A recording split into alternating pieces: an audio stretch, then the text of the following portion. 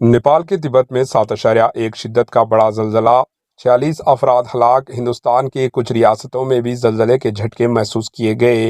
नेपाल के तिब्बत की सरजमीन आज एक खौफनाक जल्जले का शिकार हो गई। इस जल्जले में तिब्बत को बहुत बड़ा नुकसान पहुंचा। नेपाली सरहद के करीब तिब्बत में 7.1 शिद्दत के जल्जले ने जमीन को हिलाकर रख डाला। इस वाक़ये में 46 अफराद हलाक और 53 शदीद जख्मी हुए। आज सुबह जल्जले के झटके हिंदुस्तान तक पहुंच महसूस किए गए। बिहार, असम और मगरबी बंगाल समेत मुल्क के कई हिस्सों में जल्जले के शदीद झटके महसूस किए गए। Bureau report, HN news.